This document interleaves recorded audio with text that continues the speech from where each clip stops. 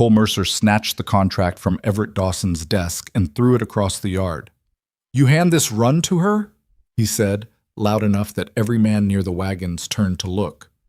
"A woman who showed up with no papers, no references, and a scar she won't explain? You've lost your mind, Ev. You've genuinely lost it." Clara Whitmore stood 12 feet away and said nothing. She had learned a long time ago that a man like Cole Mercer wasn't looking for an argument. He was looking for an audience. He found one. Every driver in the yard stopped what he was doing. 6 men, 7 counting the boy who swept the stalls, all watching to see what Everett would do. And Cole knew it. He turned to face them and spread his hands wide like a preacher making his final point. "If this wagon goes down on Black Ridge because we put the wrong person in that seat, we don't just lose the contract. We lose everything. If you've ever watched someone be dismissed before they were ever given a chance to speak, drop a like on this video, leave a comment with your city or country so I can see how far this story has traveled, and follow the channel so you don't miss what happens when Clara Whitmore finally gets behind those reins. Because what she does next is something no one in that yard will forget for the rest of their lives." The morning Clara Whitmore arrived in Red Hollow, she had exactly $4.30 in her coat pocket, a bedroll tied to a saddlebag that had seen better decades, and a name that meant nothing to anyone within 400 miles. She had walked the last 2 miles into town because her horse had thrown a shoe outside of Callaway Creek, and she hadn't had the money to get it fixed before the farrier closed for the night. So she tied the animal at a post outside the feed store, told it she'd be back, and she walked. It was not the entrance she had planned. Red Hollow was the kind of town that had grown up fast and ugly around a freight corridor. The main road was rutted deep from wagon wheels and never fully dried between October and April. The buildings along the main stretch leaned in slightly toward each other at their upper floors, like old men who'd spent too many years bent against the same wind. There were 3 saloons, a dry goods store, a blacksmith who worked late, a land office with a locked door, and at the far end of the road, set back from everything else like it didn't want neighbors, the freight yard of Everett Dawson. Clara had heard about Everett Dawson from a man in Salter's Crossing who'd worked for him 2 seasons back. The man said Everett was fair, paid on time, didn't cheat on weight, and didn't ask too many personal questions as long as the work got done. He also said Everett was stubborn as creek mud and had a temper that came and went without warning, but that the stubbornness at least went in both directions. He was as stubborn about keeping his word as he was about anything else. That was enough for Clara. She needed work. Not charity, not sympathy, not a meal offered out of pity. Work. The kind that used her hands and her knowledge and didn't require her to smile at men who looked at her like she was a problem waiting to be solved. She pushed open the gate to the freight yard and stood there a moment, reading the place the way her husband had taught her to read any new yard. Look at the horses first, then the wagons, then the men, in that order. The horses told you the truth about how a place was really run. The horses in Everett Dawson's yard were not happy. There were 6 of them in the near corral, and 4 of them were showing whites at the edges of their eyes. One kept throwing his head against the lead rope. Another was pacing a tight circle in the corner, muscles bunched along his haunches, tails switching in short, agitated snaps. Something had them wound up, and whatever it was had been going on long enough that their coats were damp at the neck, even in the cold morning air. Clara stepped closer to the fence without thinking much about it. Not because she was trying to impress anyone, just because a nervous horse was a problem worth understanding before it became a disaster. She had her hand through the fence rails and was murmuring something low to the pacing one when she heard boots on gravel behind her and a voice that carried the specific tone of a man who had already decided to be irritated. "That corral's not open to the public." She turned around. The man standing there was somewhere in his late 40s, with a jaw that looked like it had been cut out of a piece of old hardwood and left to weather. He wore his coat open despite the cold, which either meant he ran hot or he wanted people to see the shape of him without the extra bulk. His eyes were the pale, flat gray of winter sky before snow, and they moved over Clara the way you'd look at a bill of sale you weren't sure you trusted. Quick, assessing, not hostile, but not warm either. "I'm looking for Everett Dawson," she said. "You found him." He didn't move closer. "What's the business?" "Work," she said. Driving. The silence that followed was exactly the kind she had expected. She had walked into enough yards in enough towns to know what it felt like when a man's brain caught up with what his ears had just heard and spent 3 seconds trying to decide if it was a joke. Everett Dawson decided it wasn't a joke. His expression settled into something that wasn't quite a frown, but was close enough. "I don't run a passenger service," he said, "and I'm not in the habit of hiring—" "I know what you're not in the habit of," Clara said. She kept her voice even. "I'm telling you what I can do. I can drive a 4-horse team on rough terrain. I can manage a loaded freight wagon on a grade. And I can read trail conditions well enough to know when to push and when to wait. My husband drove for the Caldwell outfit out of Morrow Pass for 11 years. I rode with him on most of those runs." "Rode with him," Everett repeated, "and took the reins when his hands got bad in the cold, and handled the team alone through the Ridgeback section twice when he was sick with fever and the cargo couldn't wait." She paused. "His name was James Whitmore. If you have contacts in Morrow Pass, they'll know it." Everett studied her for a moment. "James Whitmore," he said, like he was testing the name against something in his memory. "I heard he died on the mountain run." "He did." "And you've been doing what since?" "Looking for work," she said. "Like I told you." He glanced back at the corral, then at her, then at the gate she'd come through.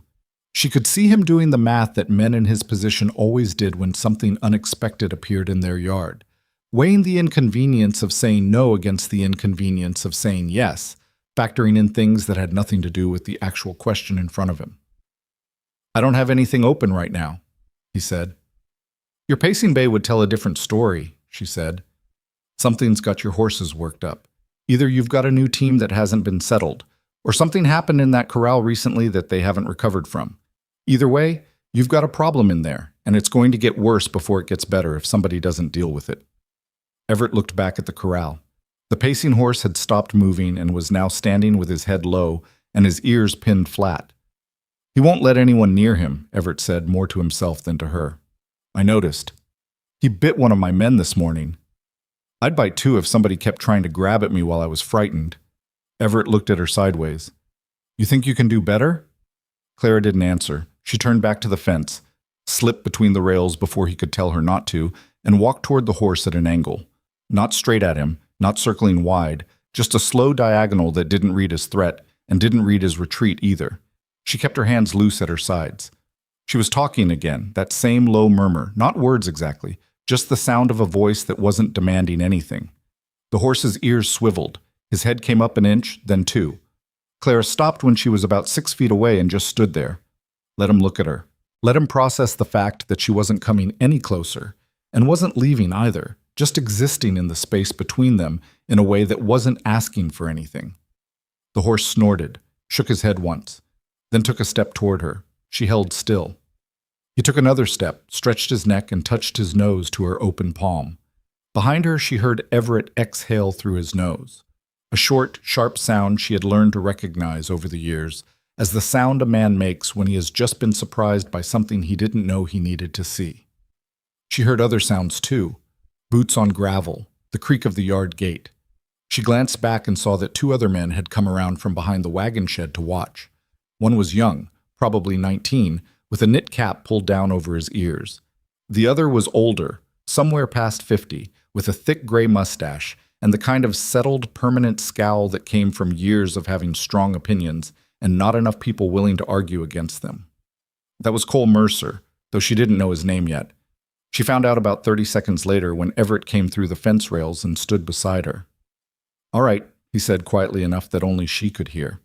"Come inside and we'll talk about what I might have available." Cole's voice came from the fence line. Everett turned. "Can I have a word?" It wasn't a question. Everett glanced at Clara. "Wait here a minute." She waited. She didn't try to listen to what was being said at the fence, though she could see the conversation from where she stood.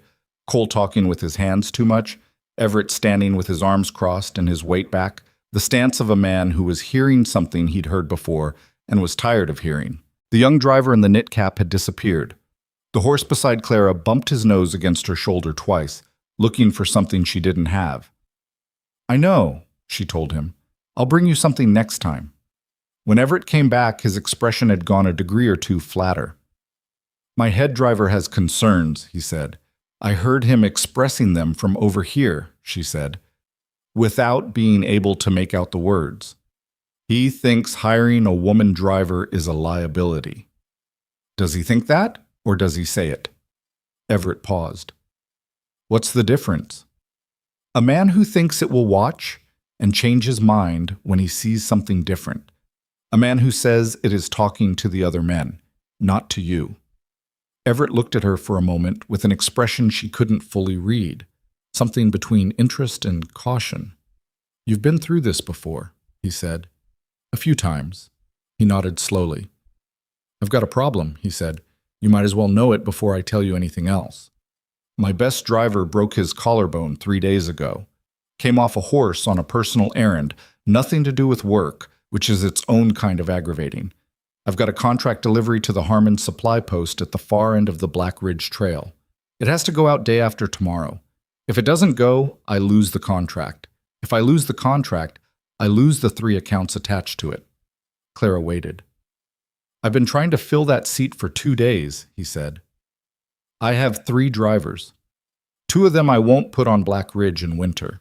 One's too green and one's too reckless, and that trail doesn't forgive either. Cole's the only one I'd trust on it, and Cole's going out on the Millhaven run the same morning because that contract's even older, and I can't cancel it either." "So you need someone for Black Ridge," she said. "I need someone I can trust on Black Ridge," he said. "That's different." "Tell me about the trail." He did. He talked for about 10 minutes, and she listened the way she always listened when someone described a route, not just to the words, but to the hesitations, the places where his voice went careful, the details he reached for when he was trying to be accurate versus the ones he reached for when he was trying to warn her off. Black Ridge Trail ran about 31 miles along the eastern face of a ridge system that had 3 distinct sections: a long climb through stands of old-growth timber, a rocky exposed traverse where the wind came in sideways, and the footing went from packed dirt to loose shale without much warning, and a descent that corkscrewed down through 2 switchbacks that were tight enough that a fully loaded wagon had to be worked through them by feel as much as by sight. "James drove that trail?" Everett asked, partway through. "He drove it 6 times, she said. "I was with him on 4. "Which 4? She told him. He listened to the specifics, which seasons, what loads, what the conditions were each time, and she watched his face as she talked. Everett Dawson had the habit of a man who verified things in his head as he heard them, cross-referencing against what he already knew. When she said something that didn't match what he knew about the trail, he'd ask a question. When it matched, he'd nod once, almost imperceptibly, and move on. By the end, he wasn't nodding, he was just watching her. "The switchbacks," he said. "The lower one. How wide is the clearance on the outside edge when you're coming through with a loaded flatbed?" She thought about it honestly, because the honest answer was better than a confident wrong answer. Coming down, with a full load pushing the rear, you've got maybe 18 inches of play on the outside edge if the track is dry. In wet conditions, or if there's any frost on the stones, I'd take it wider and accept the inner wheel getting close to the cut. Either way, it's a two-person call. Someone on the ground reading the outside edge, and the driver working the brake by feel. Everett was quiet. "You could verify all of this," she said, "if you have contacts at Harmon Supply or anyone who ran that trail with James." "I know I could," he said. "The problem is I don't have time to send messages and wait for responses. The wagon goes out day after tomorrow." She held his gaze. "Then you're going to have to make a decision about what you know right now versus what you could find out if you had more time." The silence stretched between them for a moment. The real silence. The one that means something is actually being considered. "Come inside," he said. "I'll show you the route map and the manifest. We'll talk about what I can pay." It was not a yes, but it was not a no either, and Clara Whitmore had been in enough in-between places to know the difference. She followed him toward the office, and as she passed the fence line, Cole Mercer was still standing there. He didn't say anything. He just watched her with those flat eyes and a mouth pulled into a line that had nothing friendly in it. She didn't slow down. She didn't look away either. She just walked past him like he was part of the scenery. Inside the office, which smelled like sawdust and old coffee, and the particular musty warmth of a room with a wood stove that had been running all winter, Everett unrolled a trail map onto a table that was already crowded with papers and spread his hands on either side of it. The map was hand-drawn, which meant it was more accurate than most printed ones. Someone who knew the trail had drawn it, probably Everett himself, or someone who'd ridden it enough times to know where the printed versions lied.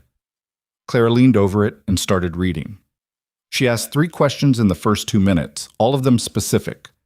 The location of a creek crossing she didn't recognize from James's description, the current state of a section of trail near the midpoint that the map marked with a symbol she didn't understand, and whether the Harmon supply post had a covered staging area or if the unload would be in the open. Everett answered all 3 without hesitation.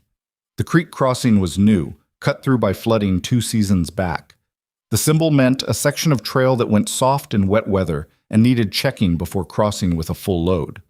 The staging area at Harmon was partially covered, but the main unload dock was exposed. Clara straightened up. "I can do this run," she said. "I want to be clear about something first. I'm not going to drive this trail the way a man trying to prove himself would drive it. I'm going to drive it the way someone who wants the cargo to arrive intact drives it. That means I might make calls along the way that look cautious to someone watching from the outside. I'm telling you now so that when Cole Mercer comes to you afterward and says, 'I was too careful,' you know I made those calls on purpose." Something shifted in Everett's face, quick and small, almost invisible. "Why do you assume Cole Mercer will come to me afterward?" "Because he's not standing at that fence just to get some air," she said. Another pause. Everett almost smiled, not quite, but close enough that the corners of his eyes changed. "I pay $12 a run for Black Ridge," he said. "Bonus of 3 if the cargo arrives without damage above 5%. $15 even," she said, "if I bring it in under 3% damage." He looked at her. "The trail's harder than 12 reflects," she said, "and you know it, or you wouldn't be struggling to fill the seat." Everett picked up his coffee cup, looked at it, put it back down. 14, he said. "Flat. Bonus of 2 if you come in under 3%. She thought about her $4.30. She thought about the horse at the post outside the feed store with the thrown shoe. "Done," she said. They shook hands across the map. It was the kind of handshake that meant something, both of them knowing it. Everett said, "You'll want to look at the team tonight. I've got 4 that I'm thinking for this run. The bay you calmed down is one of them. I'll need 2 hours with them before I make a recommendation on the 4, she said. "Take 3, he said. "Better to know now than to find out on the ridge." She nodded and picked up her coat from where she draped it over the chair back. "One more thing," Everett said before she reached the door. His voice had gone careful, which meant he was asking something he wasn't sure he should ask. "The scar. On your shoulder. A couple of my men noticed it when you were working with the horse. Your collar shifted. Cole's going to ask me about it." Clara stopped with her hand on the doorframe. She didn't turn around right away. She stood there for a moment, feeling the weight of the question. Not the words of it, but the shape of it, the way it pressed on the same place it always pressed. "Tell Cole Mercer," she said quietly, "that I got it doing exactly what I'm about to do for you." She paused. "And that it didn't stop me then either." She walked out into the yard. The bay horse in the corral turned his head to watch her come through the fence again. She went to the supply shed, found an old brush on a nail, came back, and started working on his coat. Long, slow strokes from neck to flank, letting the animal settle under her hands. From across the yard, she could feel Cole Mercer watching her. She didn't look up. There were 2 days before the wagon had to roll, and Clara Whitmore had work to do. She spent the rest of that afternoon with the 4 horses Everett had in mind for the run. She didn't drive them or work them hard. She just learned them. The way each one carried tension in his neck, the way the chestnut on the left lead had a slight tendency to drift outward when he was uncertain, the way the bay she'd calmed responded to voice better than touch, and went better without a tight rein. She made notes in a small book she kept in her coat pocket, not because she needed to write things down, but because the act of writing helped her think clearly, and she needed to think clearly. The young driver with the knit cap came around at dusk. His name, he told her, was Pete. He was 19, had been working for Everett for 7 months, and had the particular combination of eagerness and uncertainty that meant he was talented enough to know he didn't know things yet, Are you really driving Black Ridge? He asked. That's the plan, she said. Cole says it's a bad idea. Cole says a lot of things, she said. Hand me that lead rope.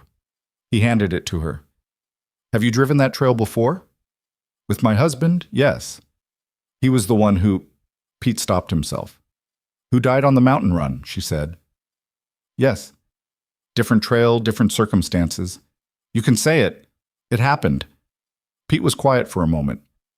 Were you there? She looked at him. He had the decency to look embarrassed by the question. Sorry, he said. That was… It's all right. She went back to working the lead. Yes, I was there. He didn't ask anything else about it, which made her like him more than she expected to.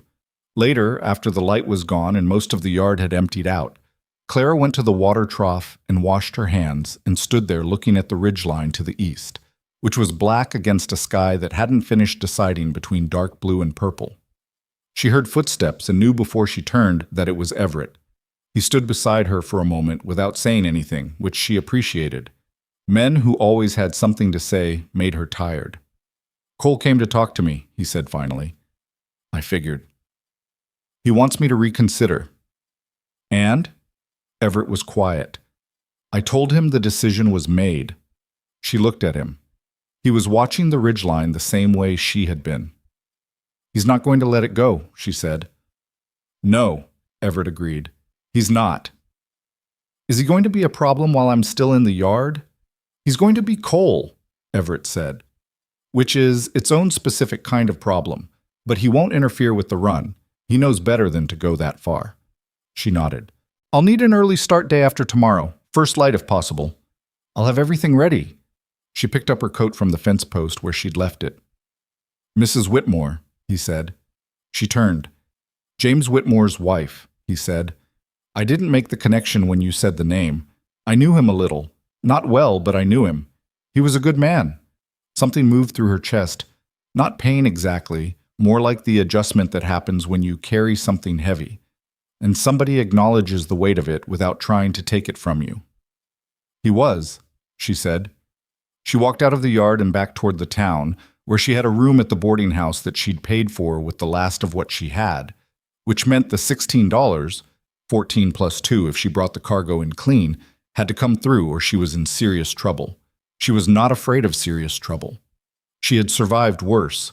The scar on her shoulder ached in the cold the way it always did, and she pulled her coat tighter against it and kept walking, one step at a time, toward the morning that was still a day away. And Cole Mercer stood at the window of the bunkhouse and watched her go, his jaw set and his opinion unchanged, already planning what he was going to do next. The morning of the run, Clara was in the yard before anyone else. She had been awake since 4, not from nerves, but from the particular alertness that came when she had something specific to accomplish. Sleep had never been difficult for her to leave behind when there was work waiting. James used to say she woke up like a lamp that someone turned up. Not gradually, not in stages, just fully present from one breath to the next. She had taken that as a compliment.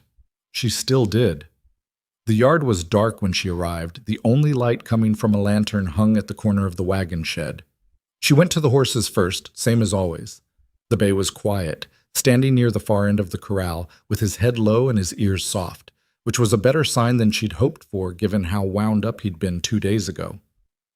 She spent a few minutes with each of the 4, running her hands along their legs, checking for any heat or swelling that hadn't been there the night before, watching how each one moved when she led them in a short circle in the dark. The chestnut was favoring his left foreleg very slightly. Not lame, not close to lame, but there was a tightness in the way he picked up that foot that Clara didn't like. She stood there in the dark holding that horse's lead rope and thinking. She could take him. He would probably make the run without real trouble. Probably.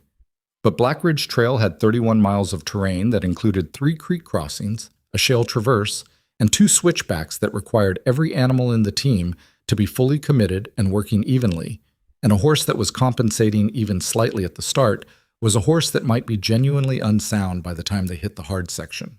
She put the chestnut back and went to find Everett. He was in the office with his coat still on, bent over a manifest with a lantern pulled close, and he looked up when she came through the door with the expression of a man who had been waiting for something to go wrong and was bracing to find out what it was. "The chestnut," she said, "left 4. It's minor right now, but I don't want minor turning into something worse on the ridge." Everett set down his pen. "You sure?" "I'm not sure enough to take him," she said. "That's what I'm sure of." He rubbed the back of his neck. "My next best option is the roan. He's sound, but he's got a short fuse, gets rattled on exposed sections." "How rattled?" "Last time Cole took him on the ridge, he spooked hard at a rockfall and nearly went over the outside edge. Cole got him back, but it was close." Clara thought about that. A horse with a spook problem on an exposed traverse was a different kind of risk than a horse with a slight tenderness. It was the kind of risk that could kill everyone in the wagon in 30 seconds. "Who knows him best?" she asked. "Besides Cole." "Pete's worked with him some," Everett said. "He's got away with the difficult ones, that kid." "Then put Pete on the wagon with me," she said. "Not as a driver, as ground support on the hard sections. If the roan goes sideways, I want someone on the ground who the horse already knows." Everett looked at her steadily. "Pete's never done Black Ridge." "I know, but he's not driving. He's handling one horse on the sections where it matters. That's different. Cole will say I'm sending a green kid to nursemaid a woman driver." "Cole will say whatever Cole says," she said. "The question is whether you want this cargo to arrive or whether you want Cole to be right." The silence in the office was the kind that had weight to it. Everett pulled his coat tighter and stood up. "I'll wake Pete," he said. Cole Mercer found out about the change at 5:30 in the morning when he came into the yard to check on his own wagon for the Millhaven run and saw Pete loading extra rope onto the Black Ridge freight wagon under Clara's direction. He stopped in the middle of the yard. "What's this?" he said. Pete looked at Clara. Clara kept working. "Chestnut's leg is off," she said without turning around. "We're taking the roan." "The roan?" Cole walked closer. "You're taking a horse that nearly went over the edge last time someone drove him on that trail, and you're bringing the boy to manage him."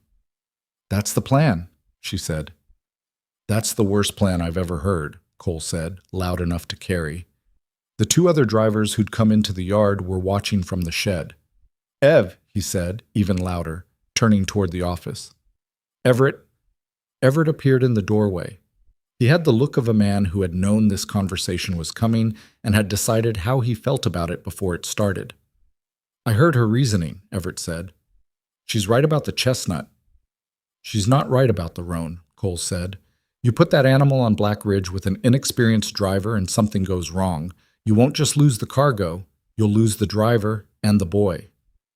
"I'm not inexperienced," Clara said. She turned around then, finally, and looked at Cole directly. "I'm unfamiliar to you. Those are different things." Cole's jaw tightened. "You've driven Black Ridge once, in better weather than what's coming." "Twice," she said. "And the second time was in February, which is worse than anything coming in the next 3 days. With your husband handling the team. With my husband sick in the wagon bed and me handling the team," she said. "The whole way." That landed in the yard the way a dropped tool lands. The sound of it catching everyone's attention at once. Cole hadn't expected that. She could see it in the way his eyes shifted, the brief recalibration happening behind them. "That run is on record at the Harmon Supply Post," she added, "if you want to check." Cole looked at Everett. Everett's expression didn't change. "The wagon goes out at first light. Clara's driving it." Cole stared at him for a moment, then turned and walked back toward his own wagon without another word. His back was rigid. His hands were in fists at his sides, not from anger exactly, or not just from anger, but from the particular tension of a man who is running out of arguments and knows it and hasn't yet decided what to do about that. Pete let out a breath he'd been holding. "He's going to be mad all day," Pete said quietly to Clara. "He was going to be mad all day regardless," she said. "Tie that rope on the left side and make sure it's accessible without untying the canvas." "Yes, ma'am." She almost told him not to call her ma'am. Then she let it go. There were bigger things to spend words on. They pulled out of the yard at first light, which in late November meant a cold, gray dawn that didn't so much arrive as it did gradually replace the dark, with something slightly less dark. Clara had the reins. Pete sat to her right on the bench, his knit cap pulled down, his hands in his lap, watching everything she did without trying to hide that he was watching. The roan was in the right lead position, paired with a steady older gelding named Duke, who Clara had worked with during the 2 days of preparation and trusted completely. Duke's presence on the lead was deliberate. She'd spent time making sure the roan would look to Duke when he got uncertain, and Duke was the kind of horse that didn't get uncertain, which was exactly what she needed. The first 6 miles were fine. The road out of Red Hollow was well-traveled and relatively flat, and the team moved together well enough that Clara began to feel the specific confidence that comes not from knowing things will go right, but from knowing you understand the variables well enough to react when they don't. "How'd you get the scar?" Pete asked. She'd been waiting for him to ask. He'd been holding it in since the first day, and the confined space of a wagon bench in the early morning had finally worn down his restraint. "Which one?" she said. Pete blinked. "There's more than one?" "There are 3, she said. "Which one did you hear about?" "The one on your shoulder? The one Cole keeps—" He stopped. "The one Cole keeps asking about," she finished. "You can say it." "Yeah, that one." Clara watched the road. The trail was beginning to climb, the timber closing in on both sides, the light going from gray to the particular green-gray that comes from being inside an old forest in winter. "I got it from a wagon," she said. "Specific enough? I mean, how? Were you—" "A load shifted on a downgrade," she said. "The tie ropes on the left side failed. The canvas went first, then one of the crates, and then the whole stack started to go. I went up on the load to try to stop it." She paused. "I didn't stop it, but I slowed it down enough that the 2 men riding in the back had time to clear the wagon before it went." Pete was quiet. "The corner of a crate caught me on the way down," she said. "It was deep enough that it needed stitching, and the stitching wasn't done right, so it healed ugly. That's the whole story." "That's not a small story," Pete said. "No," she agreed. "But it's not a complicated one either. I did something reckless that also turned out to be the right thing. The scar is what happens when those 2 things are both true at the same time." Pete turned that over. "James wasn't on that run?" "James was driving," she said. "He had the team. I was the one who went up on the load." "Did he know you were going to do it?" "No." "Was he angry?" Clara almost smiled. "He was terrified," she said, "which is different from angry, even though it looks the same on a person's face." They drove in silence for a while. The trail steepened. Clara felt the team adjust, Duke leaning into his collar, the roan matching him after a half-second delay, the 2 wheel horses coming up behind with the steady push of animals that knew their job. "He sounds like he was a good man," Pete said. "He wasn't fishing for anything. He just meant it." "He was," she said. "He was also stubborn and bad at accepting help, and he had the worst handwriting I ever saw on a human being. But yes, he was a good man." The timber section took them about 2 hours. Clara stopped once near the midpoint at a flat widening in the trail where a small stream crossed, let the horses drink and rest for 10 minutes, checked all 4 sets of legs for any sign of fatigue or heat. The roan was calm. Duke stood with his eyes half closed like he was bored, which was the best possible sign. Pete got down and stretched his back with both hands pressed to his spine, which made him look about 15 years old. "You drive at all?" Clara asked him. "Some. Ev won't put me on anything harder than the valley runs yet." "Why not?" "He says I read the horses well, but I'm not consistent enough in tight situations." "Do you think he's right?" Pete considered that with more seriousness than most 19-year-olds would have. "Probably," he said. "I got nervous on a switchback last spring and held the brake too long coming through and almost jackknifed the rear. Nothing happened, but it could have." "What did you learn from it?" "That holding too long is worse than letting go too early," he said. "Because when you're holding, you're reacting to what already happened. You need to be reacting to what's about to happen." Clara looked at him. "That's correct," she said, and it took James about 4 years to say it that clearly. "So," Pete grinned, which took 10 years off him. "Don't tell Cole that." "Wouldn't dream of it." They loaded up and moved on. The midpoint of the trail was where things changed. The timber thinned and then stopped almost all at once, and the trail came out onto the exposed traverse, a long shelf of rock and packed earth that ran along the eastern face of the ridge with nothing on the right side but a long open slope that dropped away into timber a few 100 feet below. The wind hit them the moment they cleared the trees. Not violent, but persistent, coming in from the north with a cold edge that made the horses' coats ripple and the roan's ears go flat. "Here," Clara said, not loud. "Pete, ground." Pete was already moving, swinging down from the bench before she finished the word, landing clean on the outside of the trail and walking up to the roan's head. He didn't grab the bridle. He just put himself in the roan's line of sight. Visible, steady, familiar. The roan's ears came up. Clara kept the team moving at a walk. Steady, unhurried, not asking for anything extra, just forward motion. The traverse was about 400 yards. She drove it in something close to silence. No commands, no corrections, just the constant small adjustments that came from reading the team through the reins the way you read a conversation through a person's eyes. The roan drifted outward twice, and she brought him back both times before he committed to the drift. Duke never wavered. 300 yards, then 200. Then there was a sound from above, a small one, almost nothing, just a section of ice shelf releasing from a rock face 20 feet up the slope and skittering down in a dry rattle of small stones. The roan exploded. Not forward, which would have been manageable. Sideways. He went hard to the right, toward the open slope, his whole body twisting with the panic of an animal that understood danger the way prey animals understood it, in the blood and the bone before the brain caught up. The other horses lurched with him, the whole team going momentarily sideways, the wagon's right rear wheel going to the very edge of the packed trail. Clara stood up on the footboard. She didn't pull back. Pulling back on a panicking horse in that moment was the wrong instinct, and she knew it.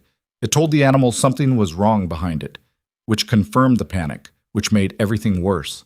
Instead, she drove her weight forward onto the left rein, not fighting the roan directly, but redirecting the energy, curving it, asking the team to arc left instead of continuing right. Pete had the roan's bridle. Not wrestling, not pulling, just there, in front of him, both hands on the noseband, his voice going low and steady. "Hey, hey, I've got you. Hey!" It lasted maybe 4 seconds. Then the roan came back. His feet found the trail again. His breathing heaved once, twice, then started to even out. Duke had never moved from his line. The two wheel horses settled as soon as the lead horses settled. Clara sat back down. Her hands were shaking very slightly, which she noticed the way you notice weather, as information, not as something to be ashamed of. She breathed out once, slowly, and kept the team walking. Pete climbed back up onto the bench without being asked. His face was white under the cold, but his hands were steady. "That was," he started. "Don't think about it yet," she said. "Think about it when we're off the traverse." He nodded and faced forward. They cleared the exposed section 80 yards later and came back into a protected stretch between two rock formations that blocked the wind and brought the temperature up by what felt like 10 degrees. Clara stopped the team. She got down and went to each horse in sequence, starting with the roan. He was sweating at the neck and his nostrils were still wide, but he let her hands on him without resistance. "Good," she told him. She meant it. A horse that came back that fast from a full panic on an exposed traverse was a horse with enough sense to work with, whatever Cole Mercer said about him. She looked at Pete, who was still on the bench looking at the mountains like a man who has just been reminded of something important and isn't sure what to do with it. "You did the right thing," she said. "I didn't do much." "You were there, you were calm, and you didn't grab," she said. "On a panicking horse, that's everything." Pete nodded slowly. Some color was coming back into his face. She climbed back up. 2 more miles of rolling terrain, and then the descent," she said. "I need you watching the rear of the wagon on the switchbacks. When I tell you to call it, you call the outside edge. Don't guess. If you can't see it clearly, say so, and I'll stop." "All right," he said. "Can you do that?" "Yes," he said, and he meant it. The rolling terrain after the traverse was easier. Tree cover, better footing. The wind cut to almost nothing by the lay of the land. Clara let the team pick up a slightly better pace here, wanting to make up some of the time the roan's moment had cost them without pushing into anything they couldn't manage. She was thinking about the descent when Pete spoke again. "Can I ask you something?" "You've been asking me things all morning," she said. "This is different." He paused. "Are you scared up here?" She thought about the honest answer. "Right now, no," she said. "When the roan went sideways, yes. But you didn't show it." "Showing it doesn't help the horses," she said. "They feel it regardless, but if you show it, they feel it twice." "Is that something James taught you?" "Some of it," she said. "Some of it I learned the hard way." "The scar." "Among other things." Pete was quiet for a moment. Then, "Cole thinks you're hiding something. He said so to Ev. He said the scar means something bad happened to you that you won't own up to." Clara kept her eyes on the trail. "Cole thinks what he needs to think," she said. "It's easier for some people to believe a woman with a scar is hiding shame than to believe she might be hiding grief. Grief doesn't fit as neatly into the story they already have." Pete sat with that. "Is that what it is?" he said. "Grief?" "It's a lot of things," she said. "It was the last night I spent with James that I got it. So yes, some of it is grief." The descent started with a long, angled grade that Clara had been anticipating. She knew from James's descriptions and her own 2 prior runs that this first section was deceptively manageable, smooth enough to make you feel comfortable, which made the 2 switchbacks at the bottom more dangerous for drivers who hadn't been cautious on the way down. She set the brake to a level that slowed the wagon without locking anything, and she talked the horses down by voice. Steady, quiet, consistent, letting them know that the human being holding the reins understood what was happening and was not alarmed. Duke led them through it like he'd done it 100 times, which he probably had. The first switchback was tight. Clara stopped the team 15 feet before it, which was earlier than most drivers would stop, and she got down. She walked the inside of the turn on foot, checking the footing, looking at the cut wall, measuring with her eyes the amount of clearance between where the inside wheel would track and the rock face. She picked up a stone and pressed it into the ground in the middle of the track, where she wanted the left lead horse's foot to be when the turn was at its tightest. She came back and told Pete what she needed. "Stand at the outside edge of the turn," she said, "not at the corner. Past it, where you can see both the rear wheel and the drop at the same time. When the rear of the wagon gets to within 3 feet of the outside edge, say so. Don't shout, just say it. What if it gets closer than 3 feet? Then say that too. But we're not going to let it get that close." She looked at him steadily. "Trust what you see. Don't try to interpret it for me. Just tell me what's there." "All right."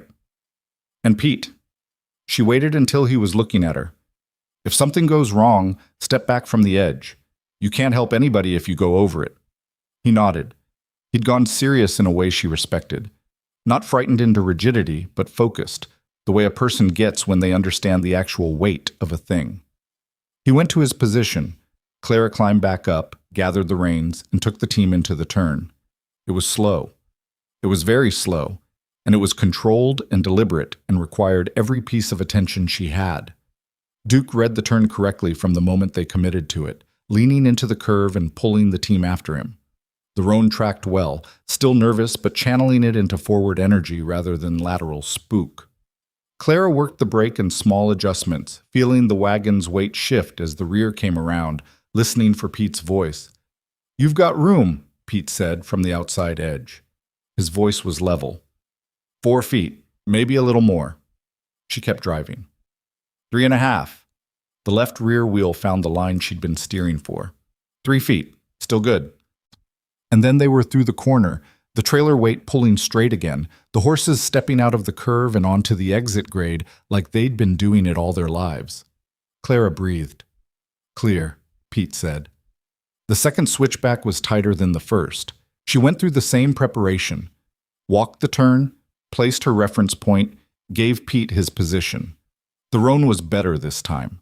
Whatever had rattled through him on the traverse had mostly worked its way out during the descent, and he came through the corner with his ears forward and his weight even.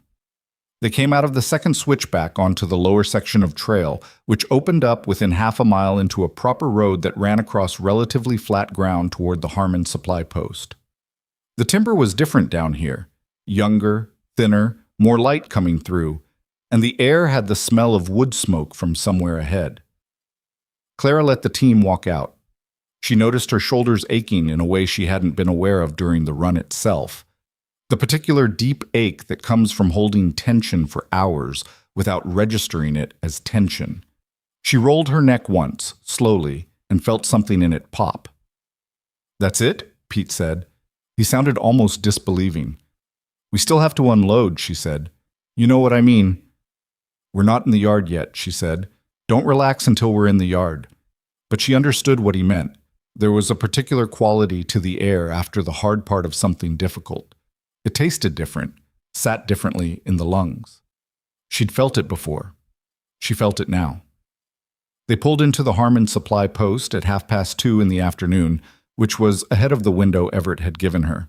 The man who came out to meet them was short and wide across the shoulders, wearing a canvas apron, and he stopped when he saw Clara on the bench. "Where's Dawson's regular driver?" he said. "Injured," Clara said. "I'm covering the run." The man looked at Pete, then back at Clara, then at the wagon. "You drive this in from Red Hollow?" "That's the job," she said. He squinted at her for a moment. Then he shrugged and called out to two men near the loading dock. "Get the boards out. Let's get this unloaded." Clara set the brake and climbed down. She went through the whole unload with her eyes on the manifest, checking each piece as it came off the wagon, noting 2 items with minor corner damage that she recorded in the book she kept in her coat pocket. An honest accounting, because an honest accounting was what she'd agreed to. When it was done, she handed the signed manifest to the supply postman, and he looked at it and made his marks and handed her back her copy. "Tell Dawson the delivery was on time," he said. "Better than the last 2, matter of fact." "I'll tell him," she said. She and Pete made camp at a flat section of road about 4 miles back from the supply post, because the return trip was a second-day journey and neither the horses nor the people in the wagon were in shape for another dark road stretch tonight. Clara checked the horses' legs again before she did anything else, then built a fire and heated water and sat across from Pete while he ate dried beef and biscuits from his pack. "How'd you know what to do?" Pete said. "On the traverse, when the roan went sideways." "I didn't know what to do," she said. "I knew what not to do, which is different. Knowing what not to do gives you time to figure out the rest." "That's backwards from how I think about it." "Most things are backward when you first look at them," she said. The fire was small and efficient, the way James had always built them on trail nights. Clara sat with her coffee going cold in her hands and watched the flames and thought about Cole Mercer back in Red Hollow, waiting for news of what went wrong. She was almost sorry to disappoint him. Almost. She pulled her coat tighter against the cold that came in off the ridge in the hours after dark, and she watched the horses settle into their hobbles, and she listened to Pete fall asleep sitting against his bedroll, his chin dropping twice before he finally lay down and stopped fighting it. And she sat with the fire for a while longer, turning over the day in her mind the way you turn over good material, not looking for flaws exactly, just making sure you understand what you have. The roan had come back. The switchbacks had gone clean. The cargo was delivered intact. Whatever Cole Mercer said next, it would have to account for those facts. She let the fire burn down and finally slept, with the horses breathing soft in the dark and the ridge standing black against the stars above them, and the whole trail behind her like a conversation that had gone as well as anything she'd dared to hope. They came back into Red Hollow the following afternoon, the horses tired but sound, the wagon empty and the manifest signed. Clara drove them through the yard gate at a walk, the way she always brought a team in after a long run. Not because she was performing anything, but because a horse that came back at a walk came back better than a horse that came back at a trot, and the horses in her care were going to come back well. Pete jumped down from the bench before the wagon fully stopped and immediately bent to check the roan's near foreleg, which Clara had asked him to watch on the last stretch. The roan turned his head and sniffed Pete's hat, which was about the most peaceful that animal had looked in 3 days. Everett was standing in the doorway of the office. He didn't come out right away. He stood there watching them pull in, reading the wagon, reading the horses, reading Clara's posture on the bench the way a man reads a letter he's already halfway figured out. Then he crossed the yard. "How was it?" he said. "Delivered," she said. "On time. 2 items with corner damage. I have them written up." She reached into her coat and held out the folded paper. Everett took it. He looked at it, looked at her, looked at the roan still standing quiet, while Pete made much of him. "Harmon's man said to tell you it was ahead of the last 2 deliveries," she said. Everett folded the paper and put it in his breast pocket. "I'll have your pay this evening." 16, she said. Damage was under 3%. He almost smiled again. Same as before. Just the corners of his eyes. 16 it is. Cole Mercer's wagon had been back since late the previous night. Clara knew this without being told. The way you know things in a small yard. The position of the wagon. The way his horses were stalled. The absence of him in the immediate area combined with the specific feeling of a person nearby who is pretending not to be paying attention. She found out exactly how he'd been spending the last 2 days that same evening when Everett came to the boarding house where she was staying and paid her the $16, and then stood in the doorway with his hat in his hands and a look on his face that meant he had something else to say. "Cole went to Morro Pass," he said. Clara looked at him. "Not in person," Everett said. "He sent a letter 2 days ago, the morning you left. He has a contact there, a man named Aldrich, who used to dispatch for the Caldwell outfit." She sat down on the edge of the bed, not because she was shocked, more because she wanted to be sitting for the rest of this. "What did he ask?" she said. "He asked about James, about the accident, about you." Everett turned his hat in his hands once. "He also asked about why you left Morro Pass, why no outfit there would hire you." "And?"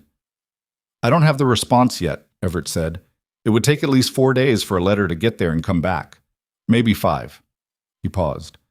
"I'm telling you now because you deserve to know it's coming." Clara looked at the floor for a moment. Then she looked up. "What do you think he's going to find?" she said. "I don't know," Everett said. And she believed him. "I'll tell you what he's going to find," she said. "He's going to find out that the Caldwell outfit refused to hire me after James died because their policy didn't allow women on long-haul runs. He's going to find out that I drove the return trip from the mountain alone with a dead husband in the back of the wagon and 2 injured men and brought everyone home. He's going to find out that 3 different outfits in Morro Pass declined to hire me, and none of them gave a reason that had anything to do with my driving. And he's going to find out that I left because there was nothing left for me there and nowhere that would give me work." Everett was quiet. "That's the story Cole's going to find," she said, "and it's going to frustrate him considerably because it doesn't give him what he went looking for." "What did he go looking for?" "Something that explains the scar in a way that makes me the problem," she said. "Something that lets him say, 'See, this woman is damaged. This woman is dangerous. This woman doesn't belong in this yard.'" She said it evenly, not bitterly, the way you describe weather. "The trouble is that the scar doesn't mean what he needs it to mean." Everett set his hat on the chair by the door. He pulled the other chair back from the small table and sat down in it, which told her he'd decided this conversation wasn't over. "Tell me," he said, simply, not demanding, not pressing, just making a space for it if she wanted to use it. She looked at him for a long moment. She had not told this story to anyone in Red Hollow. She had not told it in full to anyone since the 2 men she'd brought back that night, and they had been hurt enough that their memory of the particulars was partial and clouded. She had told pieces of it to Pete in the quiet of the trail, in the way you tell pieces of things when the surroundings make the whole truth feel both necessary and manageable. But she had not told it whole. She thought about what it would cost her to tell it now and what it would cost her not to. "The last run James and I did together," she said. "It was February. That February, 3 years ago last winter. Late in the season, later than we should have been running, but the client had a time constraint and the money was good and James thought we could manage it." She stopped, gathered herself without making a show of it. "The route went up through the Alderman Gorge section. If you know Morro Pass territory, you know that section. It's manageable in fall. In February, it's manageable if the freeze is solid. That year, the freeze had started and then warmed for 4 days and then refrozen, which means the ice is soft underneath even when it looks solid on top." Everett nodded once. He knew the type. "James wanted to turn back at the halfway point," she said. I agreed with him, but the client's man was riding along on that delivery, a supervisor from the company, and he pushed hard for us to continue, said the schedule didn't allow a delay, said he'd done the route in worse conditions. She paused. He hadn't, but he said it with enough confidence that it was hard to argue against. And James? James was...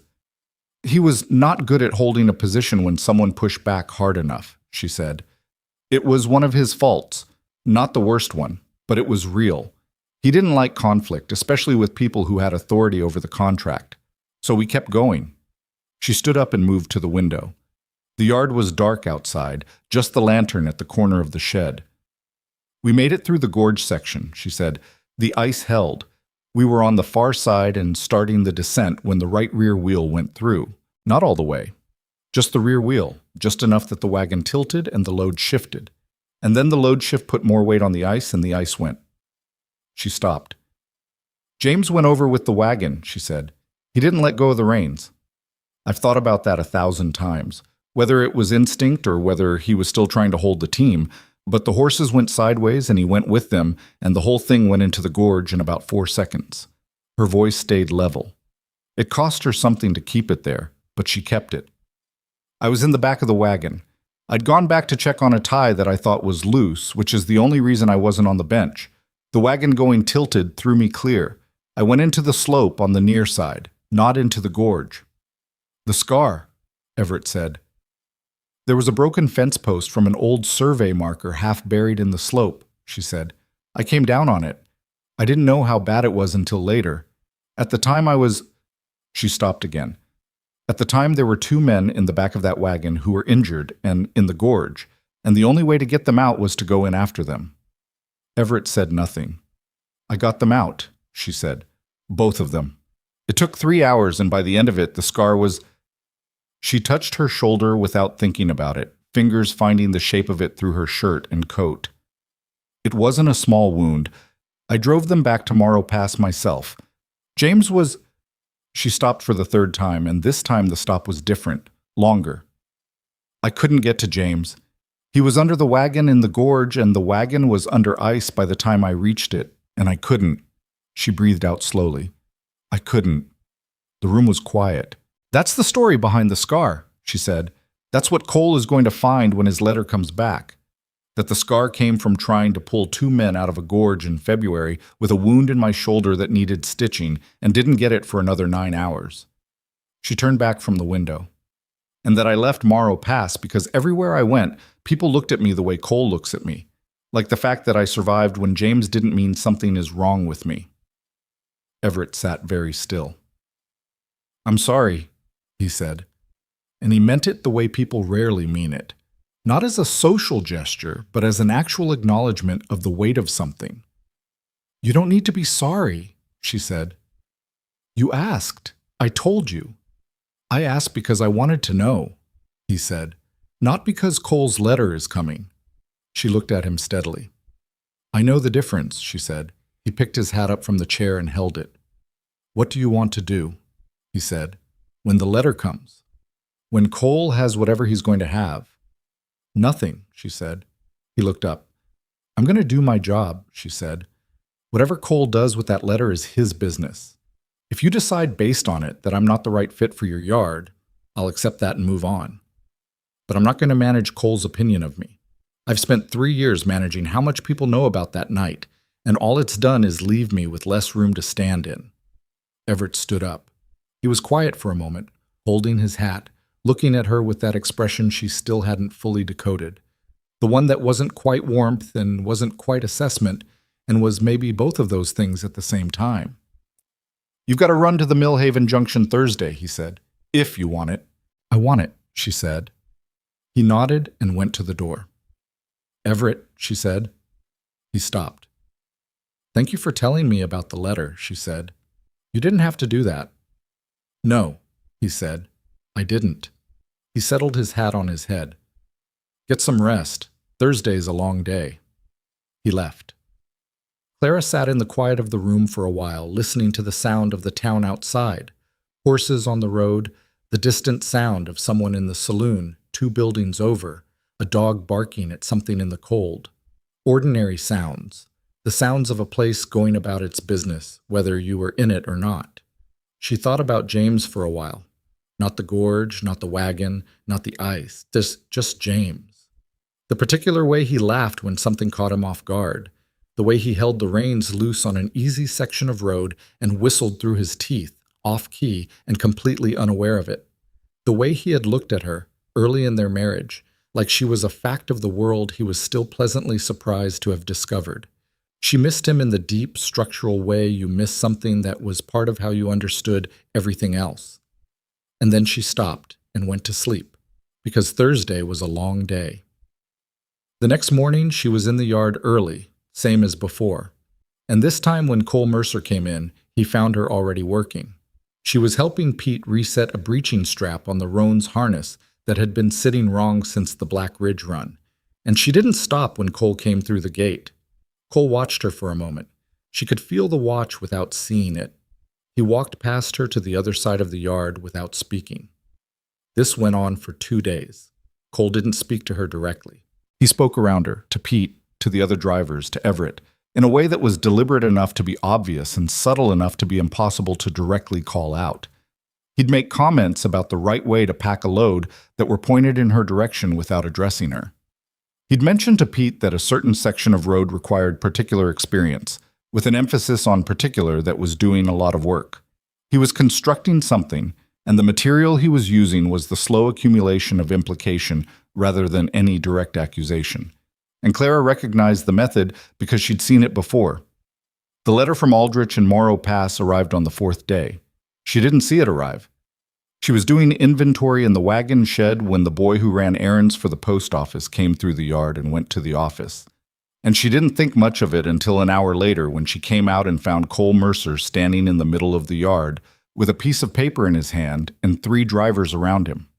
The 3 drivers, a man named Hooks, who was broad-shouldered and quiet, another named Garrett, who was younger and easily impressed, and Pete, were arranged in the loose way that people arrange themselves when someone is talking to them and they're not sure yet whether they want to be part of the conversation.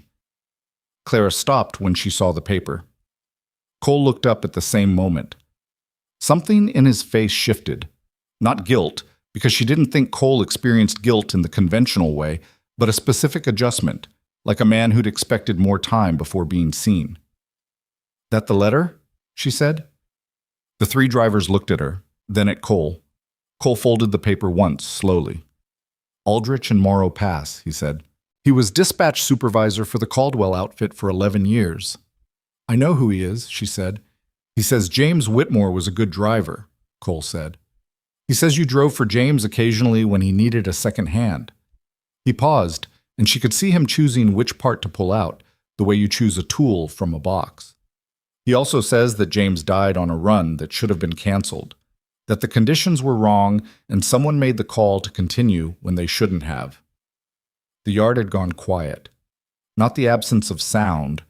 There was still wind, still the horses moving, but the quality of attention had changed, become focused, the way a room changes when something important is about to be said. "And," Clara said, "and Aldrich says the question of who made that call was never fully settled." Cole looked at her directly. "He says some people thought James made it, and some people thought the decision was pushed by someone else on that wagon." There it was. Clara understood now exactly what Cole had been building toward. Not a direct accusation. Nothing as clean or accountable as that. Just a suggestion, dropped into the yard in front of 4 people, that the night James died had a question mark over it that pointed in her direction. She was aware of Pete looking at her. She was aware of Hooks and Garrett looking at her.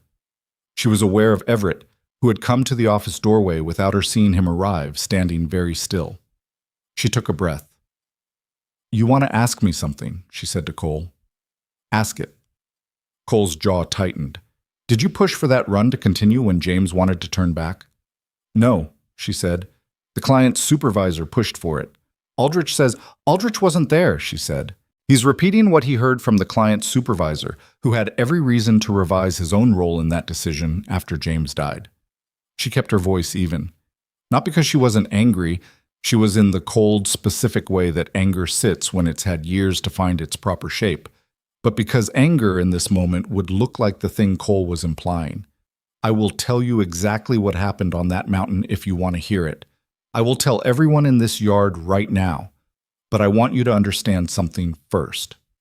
Cole waited. You sent that letter before I ever took the reins on Black Ridge, she said. You started looking for a reason to discredit me before you saw me drive a single mile. So whatever Aldrich says or doesn't say, whatever you find or don't find, you should know that I understand why you're doing this. And it has nothing to do with James. It has nothing to do with the scar. It has nothing to do with whether I'm a good driver. She looked at him steadily. It's because I sat in a seat you thought no one should sit in, and I came back with the cargo intact and on time, and you have to account for that, she said. And this, she gestured at the folded letter in his hand, is how you're accounting for it. Cole's face was very still. I want to hear it, Pete said. Everyone looked at him. He was looking at Clara, not at Cole, with that same focused seriousness she'd seen on his face coming through the second switchback. The whole story, Pete said. What happened on the mountain? I want to hear it. Hooks nodded once, slowly. Garrett looked at Cole, then at Clara, then back at Clara. Cole still had the letter in his hand, and he was looking at Clara with an expression that had stopped being fully readable. It had too many things in it now, and some of them she didn't think he'd planned on being there. Clara looked around the yard, at Pete, at Hooks, at Garrett, at Everett in the doorway. And she told them. Not the way she'd told Everett, in the privacy of a room, in the quiet dark, with space around it. This time she told it standing in the cold yard with the horses listening and the wind coming through the gate and 4 men watching her face. She told it plain. The late season run, the Alderman Gorge, the ice that looked solid and wasn't, James wanting to turn back, the client's man pushing to continue, James deferring. She said this honestly, said it was one of James's real faults, because a story that made James perfect was a story about someone who hadn't existed. The wheel going through, the 4 seconds it took for the whole thing to go into the gorge. She told them about going in after the 2 injured men, about the fence post, about driving back to Morrow Pass for 9 hours with a wound that needed stitching and 2 men who needed a doctor, and the specific knowledge, sitting in that driver's seat in the dark and the cold, that James was in the gorge and was not coming back. She told it without performance, without any bid for sympathy. Just the facts of it, the sequence of it, the weight of each thing that happened placed down in order. When she was done, the yard was quiet. Pete was looking at the ground. Hooks had his arms crossed and was looking somewhere past the wagon shed. Garrett looked like he didn't know what to do with his face. Cole Mercer was looking at the letter in his hand. The client's supervisor, he said finally. His voice had changed, not dramatically, not in any way that could be called a reversal, but something in the forcefulness had gone out of it. He's the one who pushed to continue. Yes, she said. And Aldrich got the story from him. Almost certainly. Cole looked at the letter for another moment. Then he folded it again and put it in his coat pocket. Nobody said anything. Clara picked up the harness she'd set down when she walked over, because the work still needed doing, and she went back to the roan stall and started where she'd left off. After a while, she heard Pete come up behind her and pick up the piece she'd set aside. He held it out to her without a word. His face was still doing something complicated. You drive all the way back, he said. 9 hours, alone. There wasn't anyone else to drive, she said. That's not the point, he said. She looked at him. He was right, and she knew it. That wasn't the point. The point was the specific thing it took to hold yourself together well enough to do the necessary thing when the necessary thing was also the worst thing you'd ever done. Yes, she said. I drove all the way back. Pete nodded. He held the harness piece steady while she worked the buckle. From across the yard, she heard Cole's boots on the gravel, a single set of footsteps moving toward the office. Then Everett's voice, low, saying something she couldn't make out. Then silence. She didn't look over. She kept working. The Thursday Millhaven run went without incident. She drove it alone, without Pete, which was fine. It was an easier route, better road, lighter load. She came back in the evening with the cargo delivered and the manifest signed and $4 of unspent supply money that she returned to Everett's desk without being asked. He looked at the money, looked at her. Most drivers round that up in their favor, he said. I know, she said. He put the money in the box on his desk. Cole came to talk to me, he said. About the letter? About you. He stopped there, which meant the rest of it was complicated enough that he needed a moment to order it. He didn't apologize. Cole doesn't apologize. But he said he'd been working from an assumption about why you left Morrow Pass that turned out to be wrong. Clara sat down in the chair across from his desk. That's a very Cole way of saying something, she said. He also said, Everett stopped again, looked at her with that expression. He said you were a better driver than he'd expected. She almost laughed, not bitterly, genuinely, a small real thing that came up before she could decide whether to let it. High praise, she said. From Cole Mercer, yes, that is in fact high praise. Everett's mouth moved in that almost smile. He's not going to become a different person. You understand that. I don't need him to become a different person, she said. I just need him to work in the same yard without trying to have me removed from it. He can manage that, Everett said. I think. Good enough, she said. She picked up her coat. Outside the office window, the yard was doing what yards do in the late afternoon. Horses settling, drivers finishing their tasks. The light going gold and then gray. It looked like a place she might stay for a while, which was a feeling she hadn't had about any place in 3 years. There's a run coming up, Everett said. In 3 weeks, the Black River Crossing, winter shipment. It's the biggest single delivery of the year for this operation. The river's frozen by then, or it should be. The route's not as technically hard as Black Ridge, but the stakes are higher. He looked at her. I've always had Cole drive it. She waited. I want to know if you drive it with him, he said. Not instead of him. With him. 2 wagons, the full load split between them. She thought about that. Does Cole know you're asking me? Not yet. How do you think he'll respond? Badly, Everett said. And then, after a day or so, probably all right. She turned that over. Ask him first, she said. If he's genuinely willing to work the run together, then yes. If he says yes but doesn't mean it, then we'll have a problem on the crossing that nobody wants. Everett nodded. That's a fair condition.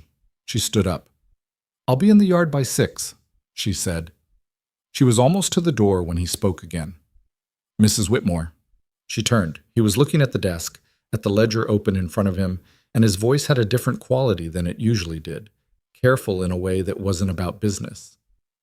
The 2 men you brought back from the gorge, he said, did they ever... He stopped. Started again. Do you know what happened to them? She considered the question. The younger one sent me a letter, she said. About 6 months after, he was back with his family in the Eastern Territories, working his father's land. She paused. He said he thought about me when he planted that spring. He said he wanted me to know. Everett didn't say anything. That was enough, she said quietly. For a while, that was enough. She went out into the yard and stood there for a moment, feeling the cold on her face, watching the roan stand quietly in the corral with his head up and his ears forward, looking at something past the fence line that only he could see. 3 weeks until the Black River crossing.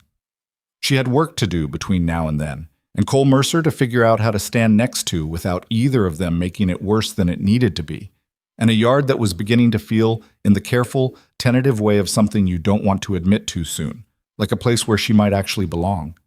She went to the roan's corral and let herself in, and he turned to face her, and she put her hand against his neck and felt the warmth of him against her palm. You did good on that traverse, she told him. Don't let it go to your head. His ear flicked toward her voice. She stood with him until the light was gone. Everett spoke to Cole the next morning. Clara wasn't present for that conversation and didn't try to be. She was in the wagon shed working on the harness inventory that nobody had touched since early October, sorting through what needed replacing and what could be repaired, and what had been repaired too many times already and needed to be retired. It was the kind of work that required enough attention to keep your hands busy and not quite enough to prevent you from thinking. She heard raised voices from the office once, around mid-morning. Not the words, just the shape of the conversation. Cole's voice going up, Everett staying level, then a long silence, then Cole's voice again at a lower register. She kept working, Pete came into the shed around 11 and started helping her without being asked, which she'd noticed was his habit. He didn't ask if you needed help. He just arrived and picked up the nearest task and got on with it. "Cole's not happy," Pete said. "I know. He told Ev he's driven the Black River crossing for 7 years and he doesn't need a co-driver." "He probably doesn't," Clara said. "That's not really the point." Pete looked at her. "What is the point?" She thought about how to say it. "Everett's got 2 full wagons of cargo for that crossing. If he sends Cole alone and something goes wrong, he loses everything. If he sends 2 drivers and something goes wrong, he might lose half." She set down a buckle that was cracked through on the inner edge. "Retire that.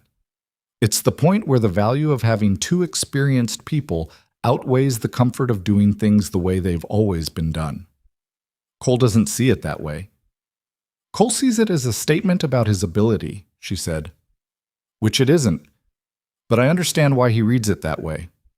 Pete picked up the cracked buckle and put it in the discard bin. "Do you think he'll actually work with you on the crossing?" "I think he'll be there," she said. "Whether he works with me or just works alongside me is something we'll figure out when we're on the ice." That turned out to be a more accurate prediction than she'd meant it to be.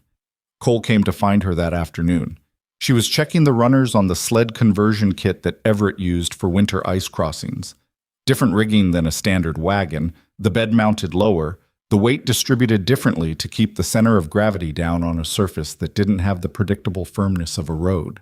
He stood at the entrance to the shed for a moment before he spoke, which told her he'd thought about this conversation in advance and was still not entirely sure how to have it. "Everett wants 2 rigs on the crossing," he said. "I know," she said. "I'm not saying I need help." "I know that too." Cole came a few steps into the shed. He was looking at the sled rigging, not at her, with the expression of a man cataloging what he sees and measuring it against his own knowledge. After a moment he said, "You've done ice crossings before." It wasn't quite a question. 3, she said. 2, with James, 1 without. River crossings or lake?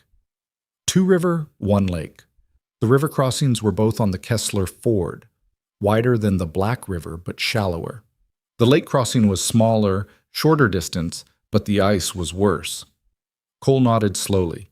He picked up one of the sled runners and turned it in his hands, running his thumb along the edge. "The Black River runs fast under the ice," he said. "Even when it's frozen solid on top, there's current underneath. The ice is thicker on the edges and thinner in the middle where the current runs.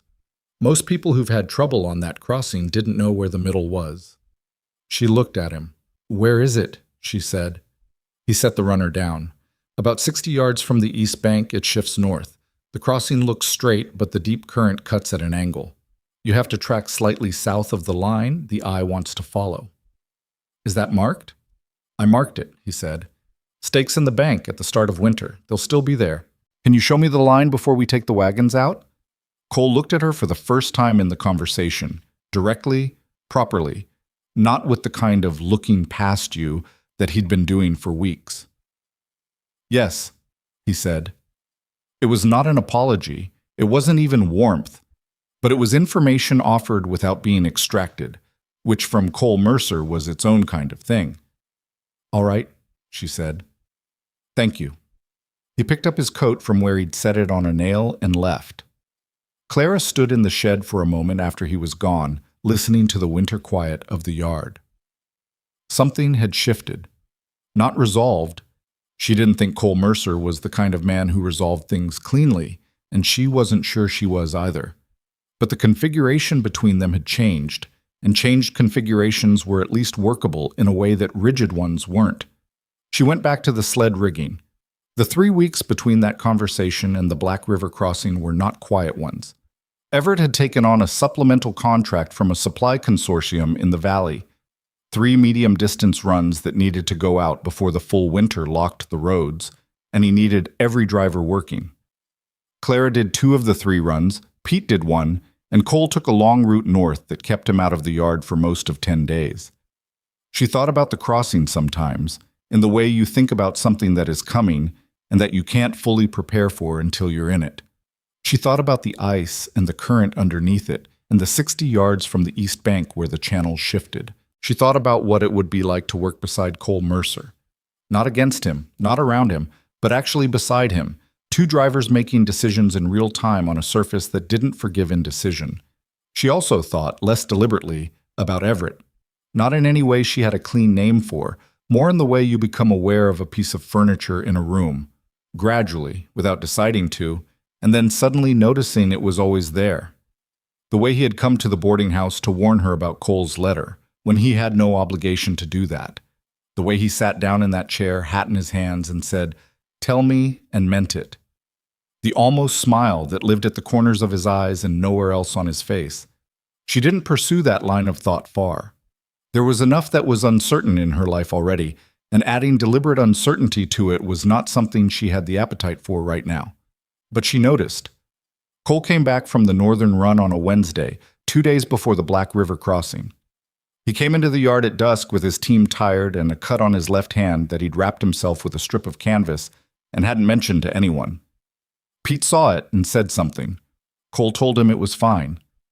Clara saw it the next morning when they were walking the east bank of the Black River, Cole pointing out the survey stakes he'd placed and the line the current took under the ice.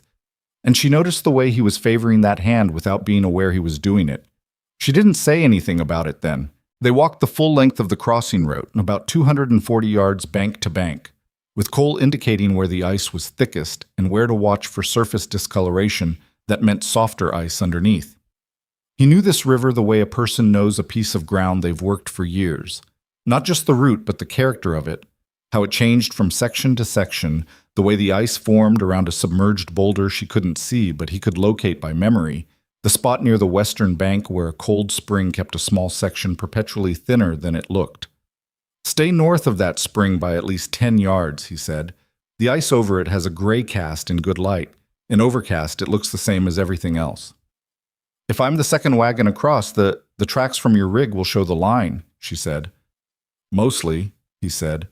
"But tracks in ice can be misleading on a second crossing if the surface has been disturbed. Read the ice, not just the tracks." She nodded. They walked back to the east bank in silence, and then Cole stopped and looked at the crossing with the particular quality of attention that meant he was running through scenarios in his head. "My wagon takes the full load," he said. "Yours takes the supplemental. That's how I normally run this crossing." She looked at him. "What's the weight difference?" "Mine's about 400 pounds heavier." "Then yours should be the second wagon," she said. "The first crossing tests the route. The heavier load should come after you know the ice held."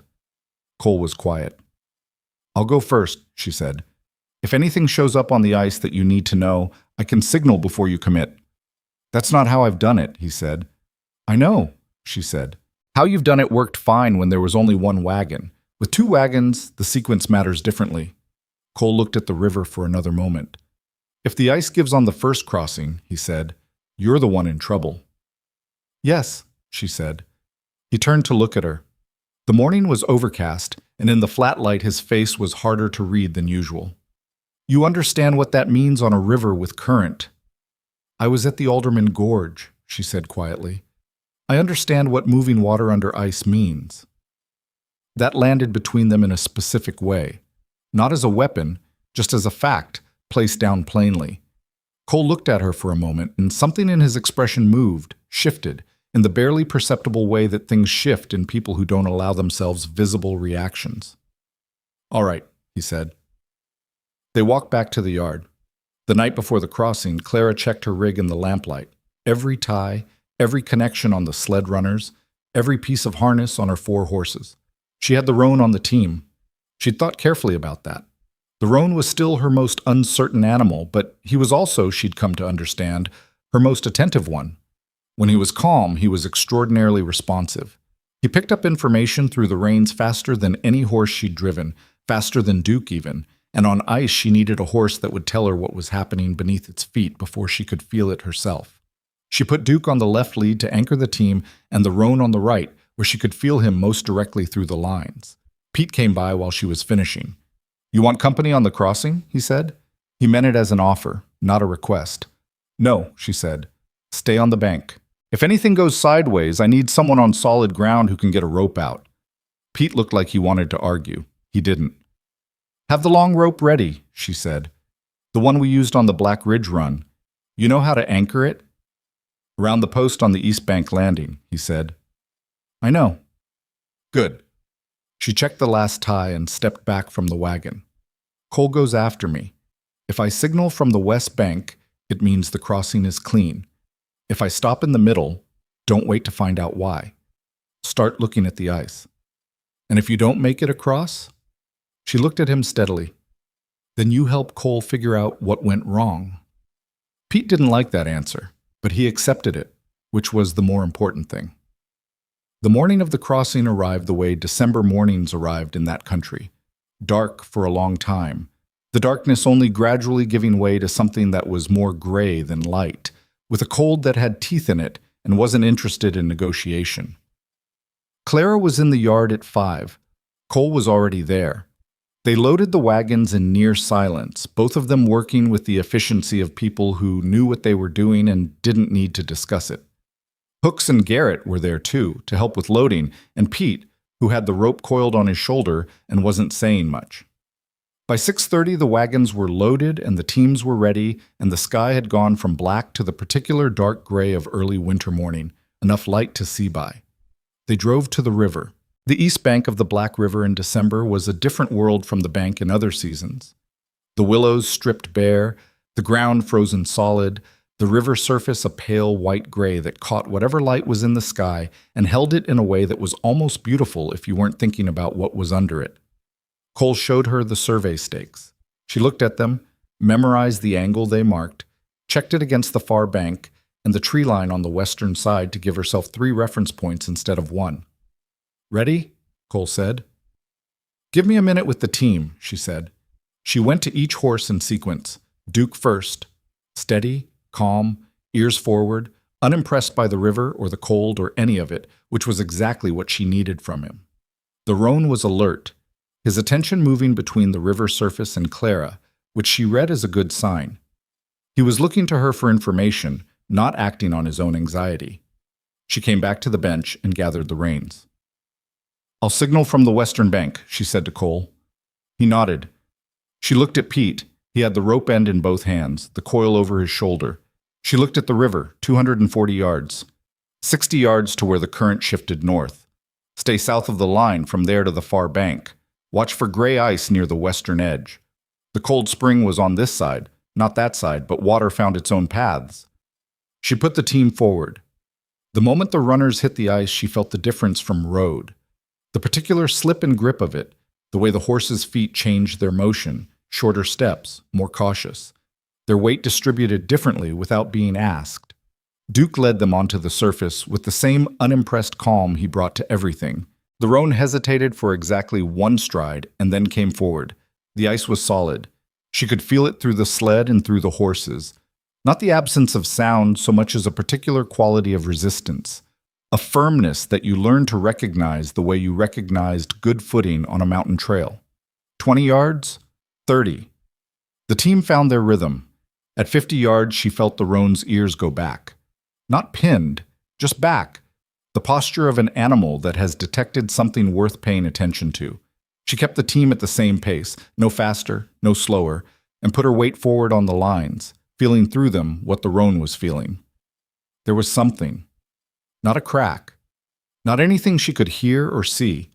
Just a quality in the ice under the right runner that was infinitesimally different from the ice under the left.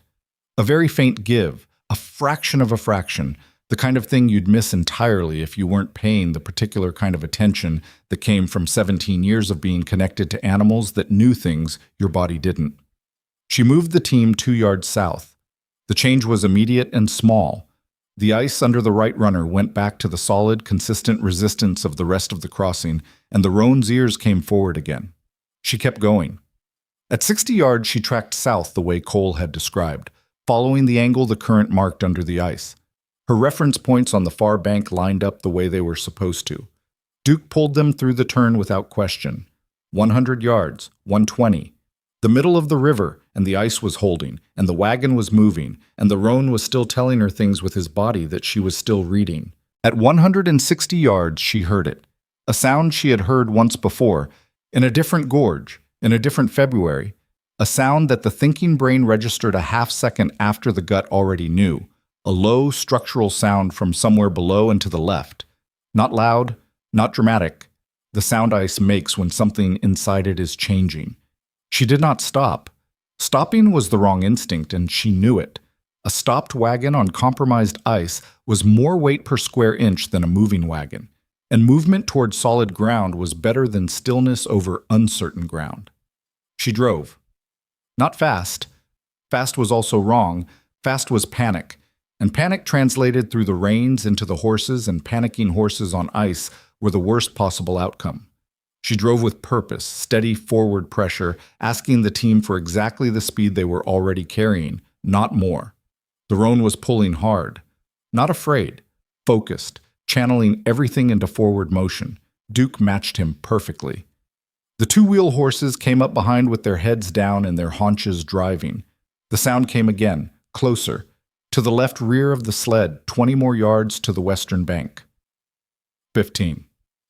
The left runner broke through, not catastrophically. The ice gave under the rear left corner of the sled, dropping it maybe 4 inches into water before the forward momentum, and the team's pull kept everything moving. Water came up around the runner, the sled tilted slightly left, the load shifting. Clara stood on the footboard. She drove the right rein hard, pulling the team's angle toward the bank, using the fact that the right side was still on solid ice to leverage the sled sideways as it moved forward. The horses lunged. She felt them find the slope of the bank, felt the runners hit frozen ground instead of ice, felt the sled come up and over the edge of the riverbank onto solid earth. She set the brake. She sat on the footboard for a moment. Then she got down and went to the team, starting with the roan, running her hands down his legs, checking for anything wrong. He was blowing hard through his nostrils, his whole body vibrating with the adrenaline of the last 20 yards. But his legs were clean and his feet were sound, and when she put her hand against his neck, he turned his head and pressed his nose briefly against her shoulder. "Good," she told him. "Good." She checked Duke. Duke looked at her with the expression of a horse who had completed a task and would like to know if there was anything else. She went to the bank edge and raised one arm, the signal to Cole. Across the river, 240 yards away, she could see the small figures on the east bank. Cole, Pete, Hooks, and Garrett. She saw Cole move, but she also saw something else.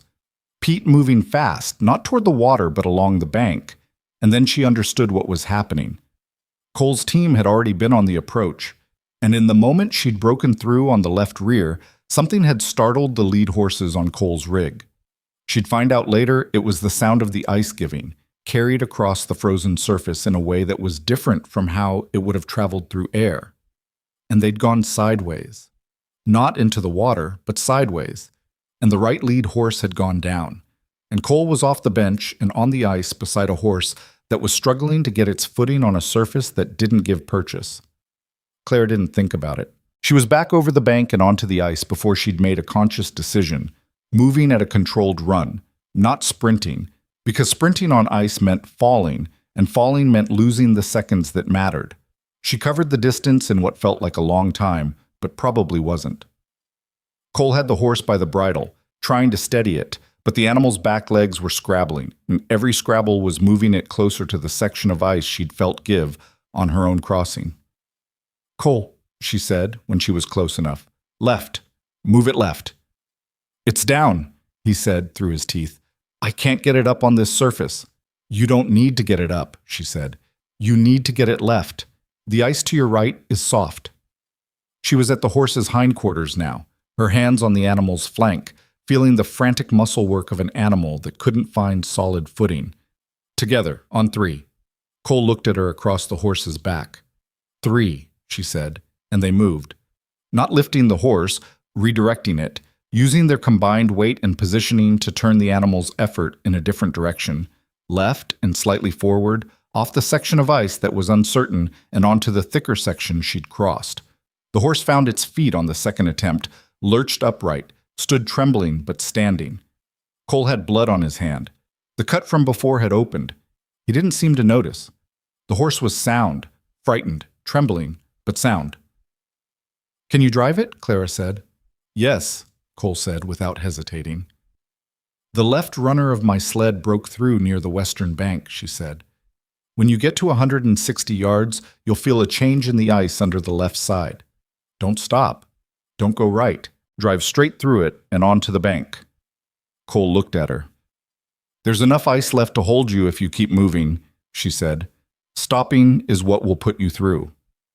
He held her gaze for a moment, something in his face that she'd never seen there before, so not exactly gratitude, which wouldn't have sat right on Cole Mercer's face regardless, but something adjacent to it. An acknowledgement, maybe. The recognition of one person by another who has just seen something real. All right, he said. She stepped back.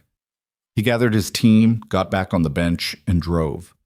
She walked behind his wagon, off to the side, staying on the solid ice and watching.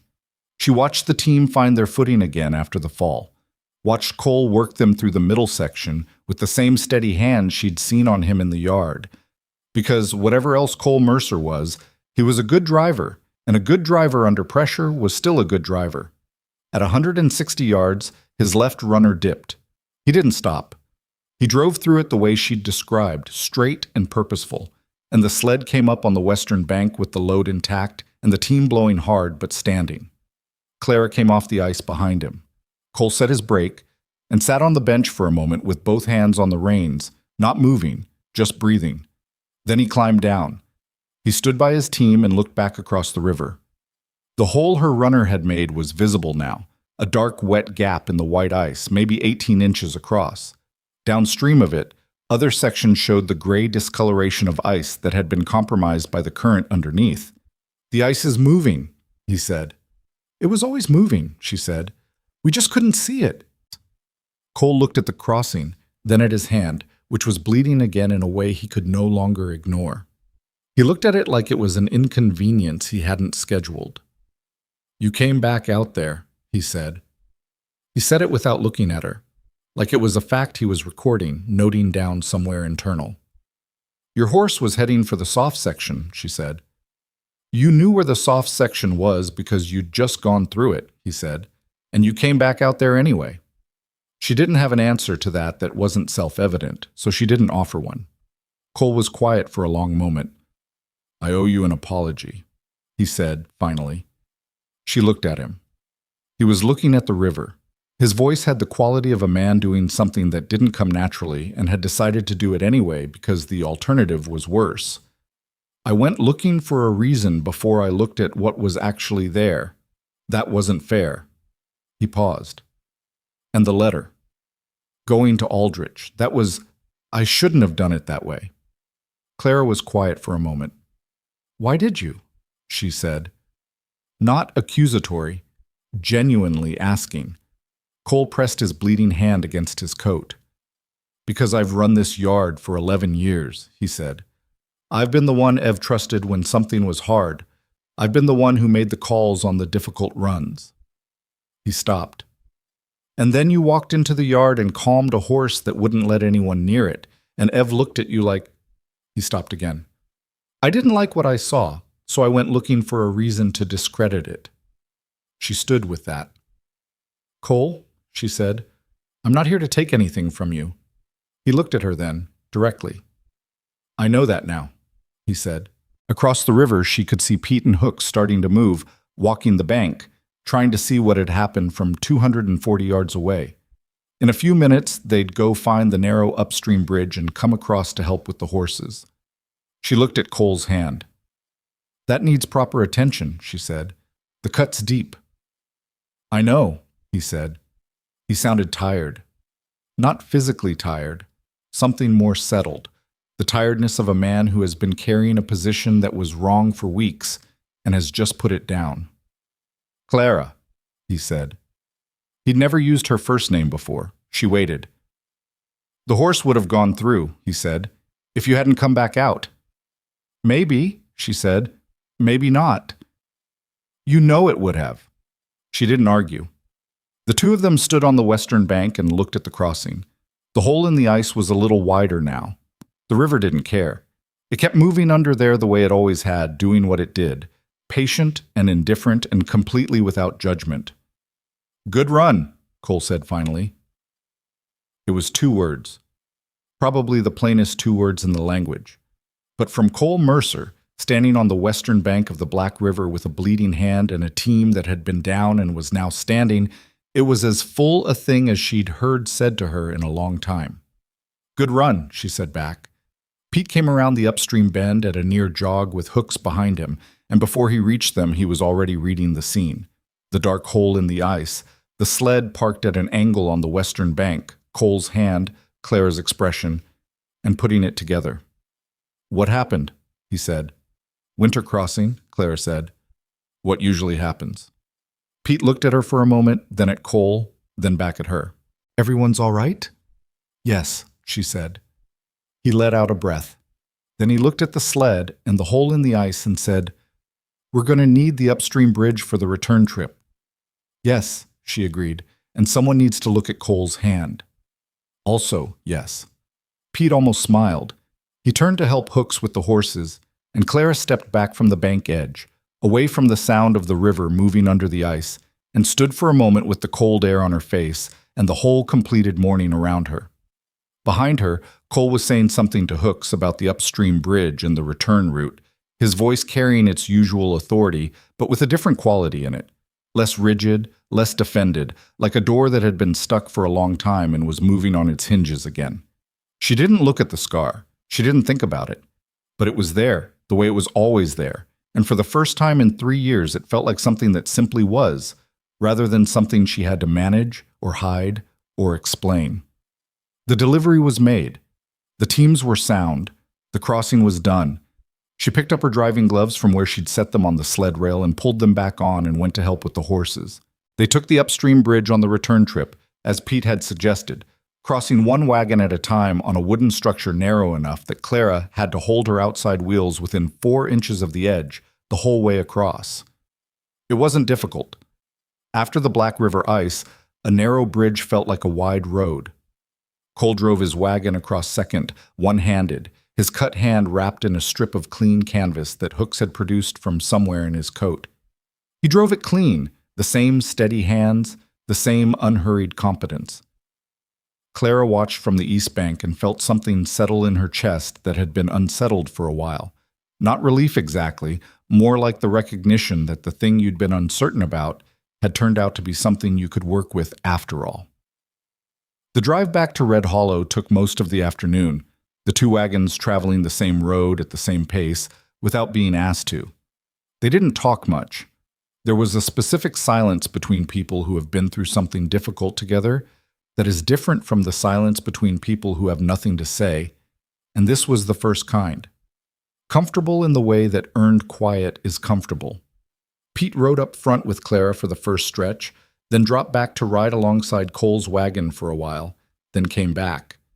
He was processing things the way young people process things, visibly and in stages.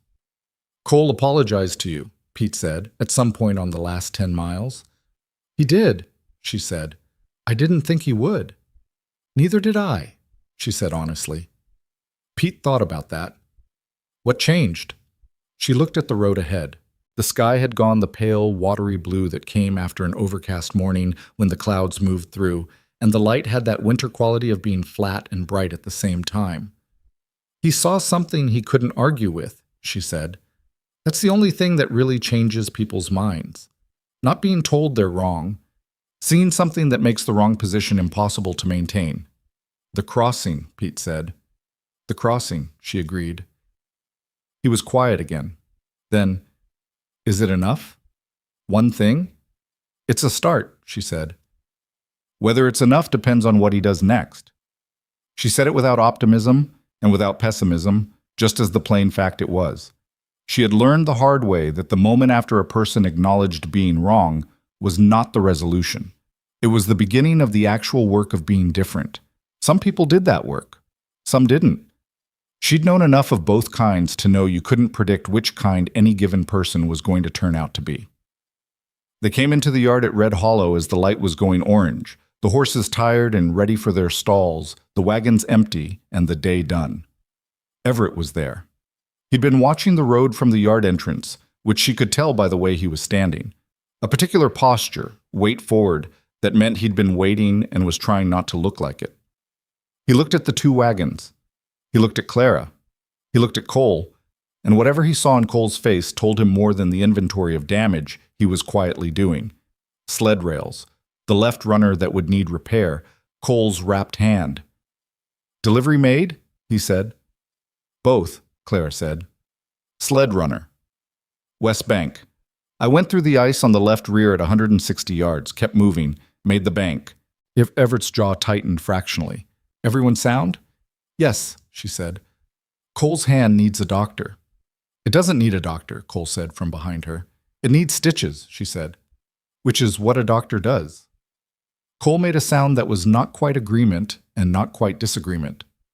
Everett looked at his hand and said, "You're going to the doctor, Cole," in the tone of a man who wasn't interested in the other option. Cole went to the doctor. He came back an hour later with 4 stitches and an expression that suggested the doctor had said things he'd found irritating. He went directly to his horse stalls and started the evening routine without speaking to anyone, which was Cole reverting to his natural habitat, and there was something almost reassuring about it. Everett found Clara in the office when she came to drop off the signed delivery manifest. He was at his desk, the ledger open, and he looked up when she came in. "Sit down," he said. Not in the tone of a man who had something bad to say, more in the tone of a man who had things to say and didn't want to rush through them. She sat. He looked at the manifest she'd put on his desk. Then he looked at her. "Tell me what happened on the ice," he said. She told him. All of it. The roan's ears going back at 50 yards, the change she felt in the right runner, moving 2 yards south, the sound at 160 yards, driving through the break rather than stopping. She told him about Cole's horse going down on the east bank and going back out onto the ice, and what she'd found when she got there. Everett listened without interrupting. He had the habit she had noticed before, of listening the way someone listens when they're not preparing a response, but actually taking in what they're hearing.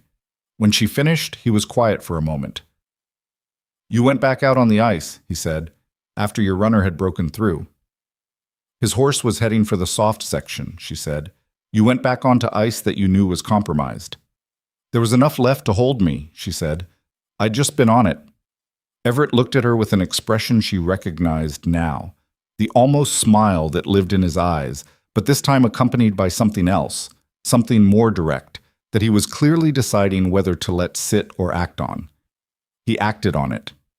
"I want to offer you a partnership," he said. She went still. "Not a senior driver position," he said. "A partnership. Your name on the operation. Shared decisions, shared liability, shared income." He said it plainly, without ceremony, the way he said most things. "I've been running this operation alone for 9 years. I've been good at it. I've also been wrong about some things for most of those 9 years, and I've had no one here to tell me so." He paused.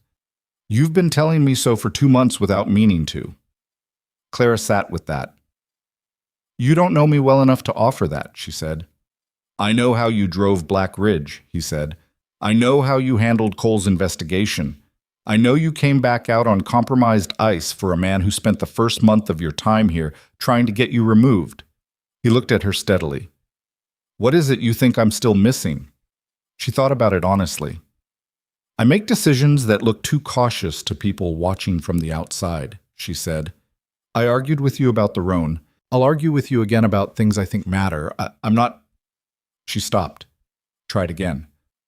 "I'm not easy to have in an operation. I have opinions, and I hold them." "I know," he said. "That doesn't bother you?" "It would bother me considerably less than the alternative," he said, "which is someone who agrees with me even when I'm wrong." She looked at him. "And I'm wrong sometimes," he said. "Regularly, probably." He said it with the particular ease of a person who had made genuine peace with that fact, which in her experience was rarer than most people understood. She looked at the desk, at the ledger, at the manifest she'd brought in, at the room that smelled like sawdust and old coffee and the specific warmth of a fire that had been maintained all winter. "I need to think about it," she said. "Take the time you need," he said. "That's not a no," she said. "I want to be clear about that." "I understood it wasn't," he said, and the almost smile was there fully for a moment, both eyes and something around his mouth, before it settled back to its usual quiet. She went back to the boarding house and sat in the chair by the window and thought about it for a long time. Not about whether she wanted it. She knew the answer to that, the same way she'd known the answer to driving Black Ridge in 2 days with a team she'd spent 2 hours on. What she was thinking about was harder to name. It had to do with what it meant to stay somewhere. What it meant to put your name on something in a place where people had first seen you as a problem waiting to happen. She thought about James, not with grief, or not only with grief, with something more like conversation, the internal kind that doesn't require the other person to be present. What would he say about this? She knew what he'd say. He'd say, "Take it, Clara," and he'd mean it genuinely, because James had been bad at accepting help himself, but had never had trouble seeing when someone else should. He'd also say, "Don't decide tonight," which was the more useful piece of advice. She didn't decide that night. She went back to work the next morning and the morning after that, and she let the question sit in her the way you let something steep, not ignoring it, just giving it the time it needed. On the 3rd day after the Black River crossing, Cole Mercer came to find her in the wagon shed. She was working on the left runner from the sled, straightening the bent section with a tool she'd improvised from 2 pieces of steel stock and a block of hardwood. It was painstaking work, and she was deep in it when she heard his boots and looked up. Cole stood in the entrance. His hand was bandaged properly now, the 4 stitches covered in clean white cloth. He looked like he'd been standing there for a minute before she noticed him. "What do you need?" she said. "Nothing," he said. "I came to—" He stopped. Cole Mercer was not a man who trailed off in the middle of sentences, so the stop meant something. He tried again. "I told Everett I thought the partnership was a good idea." She put down her tool. "He didn't ask my opinion," Cole said. "I offered it anyway." She looked at him. "Why?" she said. Cole came a few steps into the shed. He had his hands in his coat pockets, which was a Cole Mercer posture she'd come to understand meant he was containing something, keeping it measured. "Because I've been in this yard 11 years, he said, "and I know what it needs. It needs someone who can read ice by feel and horses by ear, and who will go back out on a compromised crossing to save a man's team, even when that man spent a month trying to get her fired." He looked at her directly. "It needs you. And I should have been the one to see that first instead of the last." The shed was quiet. Clara picked up her tool again. Not dismissively, more because her hands needed something to do. "You didn't make it easy," she said. "No," he said. "I didn't." "Are you going to?" Cole was quiet for a moment. "I'm going to try," he said. "That's all I can honestly say." She looked at him. In her experience, that was often more trustworthy than a promise. A person who told you they'd try was a person who understood the difference between intent and outcome. Cole Mercer understood a great many things, and among them, she'd come to believe, was that particular difference. "That's enough," she said. "For now." He nodded once, a brief, efficient motion, and left. She sat with the bent runner and her improvised tool for a while after he was gone, not working, just sitting. The morning light came through the gap in the shed wall the way it always did at this hour, a long angled stripe across the floor, and she watched the dust move in it and thought about how things changed. Not dramatically, not in the way stories sometimes told it, with clean turning points and people becoming different versions of themselves all at once. More in the way the ice had changed on the Black River. Slowly, below the surface, in ways you couldn't see until they were already real, and by then the only thing to do was keep moving. She went to find Everett. He was at the corrals, looking at the roan, who was standing in the winter sun with his face turned toward the warmth and his eyes half closed. Everett had a cup of coffee in his hand that had probably gone cold 20 minutes ago, and he was looking at the horse with the specific quality of attention that meant he wasn't really looking at the horse. He heard her coming and turned. "The partnership," she said. "Yes." Everett looked at her. "With conditions," she said. "Tell me the conditions." "I have final say on team selection for any run I drive," she said. "That's not a debate I want to have every time." "Agreed. Pete gets trained properly, not just valley runs, real routes, real terrain. He's good enough and he's being held back." Everett looked slightly caught out. "I know," he said. "I've been cautious." I know you have. Be less cautious. He almost smiled. Agreed. And the sled runner repair comes out of operating costs, not my pay. That runner broke because the ice was compromised, he said. Of course it comes out of operating costs. Good, she said. Then we agree. Everett looked at her for a moment. He had the expression she'd spent 2 months learning to read. That combination of assessment and something warmer sitting under it. The thing he kept measured and quiet and only let out in small amounts, which she had come to understand was simply how Everett Dawson was built. Some people turned their interior life outward readily, wore it where everyone could see it. Others kept it internal, offered it in pieces, made you pay attention to catch what was being offered. She'd always been better at paying attention than most people gave her credit for. Is that all? He said. For now, she said. I'll think of more. He handed her the cold coffee cup, which she didn't quite understand, and then she realized he was making room in his hand and extending it toward her. She shook it. His hand was warm and dry, and his grip was the grip of someone who meant what he did with his hands. And she held it for the length of time it took for both of them to understand that something had been decided. I'll draw up the paperwork this week, he said. I'll read it carefully, she said. I'd expect nothing else, he said. She handed him back his coffee cup. He looked at it and drank the cold coffee without complaint, which told her something about him that she already knew, but that was nice to confirm. The paperwork took until Friday. She read it carefully, as promised, and made 3 changes that Everett agreed to without argument, and one that he argued about for 20 minutes before conceding the point, which was a better ratio than she'd expected. She signed her name beside his on the last page, Clara Whitmore. In her own handwriting, which was not beautiful but was clear, James had been the one with the bad handwriting. She'd always written in plain, legible letters that said exactly what they meant without decoration. She put the pen down and looked at her name next to his and felt something that she didn't have a word for. Not pride exactly, though there was some of that. Not relief, though there was that too. Something more like the feeling of a door that has been closed for a long time finally being opened and finding that the room behind it was still there, still livable, still full of things that could be used. She was still Clara Whitmore. She was still the woman with the scar she'd spent 3 years managing other people's reactions to, still the woman who had driven back from the gorge alone in the dark with 2 injured men and a grief so large it had no edges. Still imperfect, still difficult, still the person who argued about team selection and red ice by feel and told hard truths in ways that didn't always land gently. But she was also now half of something that had a name and a yard and 4 horses and a bent sled runner getting fixed and a 19-year-old driver who was about to get real training on real routes and a man across the desk from her who had cold coffee in his hand and that almost smile that was becoming more like an actual smile the more she knew him. That was a life. Not a recovered life. Not a rebuilt one. A different one. With its own weight and its own shape. Sitting alongside the life that had ended in the gorge the way 2 rivers sit alongside each other before they meet. 3 days after the paperwork was signed, Pete drove his first run on the Eastern Ridge Road. Not alone. Clara rode as second, same as Pete had ridden as second for her on Black Ridge. She let him make the calls.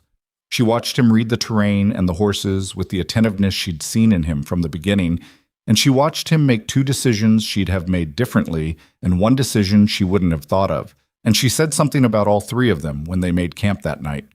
Pete listened the way he always listened, with his whole attention, not defending, not explaining, just taking it in. The 3rd one, he said, where I took it wide on the left. I wasn't sure about it when I did it. What made you do it?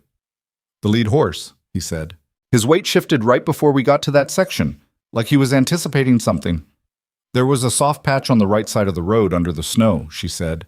About 2 inches down. You couldn't see it. He could. Pete sat with that. You saw it? After, she said. When I looked back. But your horse told you first. Pete nodded slowly. The fire between them was the same small, efficient kind she'd always built, and she noticed he'd built it the same way without being taught to, which meant it was instinct rather than training. James taught you that? Pete said. Reading the horses like that? Some of it, she said. Some of it came from the times he wasn't there. Pete looked at the fire. Do you think about him a lot? Still? She thought about how to answer honestly. Not the way I used to, she said.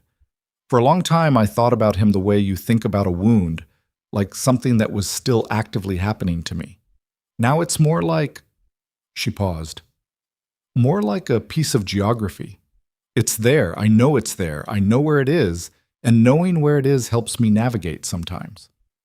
Pete turned that over. He had the habit, she'd noticed, of sitting with things before he responded, which was a rare quality in a person his age and would serve him well. That's a good way to carry something, he said. It took a while to find it, she said. They finished the run the next day and came back to Red Hollow, with the cargo intact and Pete driving the last section on his own while Clara sat beside him with her hands in her lap. He brought them through the gate at a walk, the way she always brought them in. She noticed that without commenting on it. Everett was in the office when she came in to drop the manifest.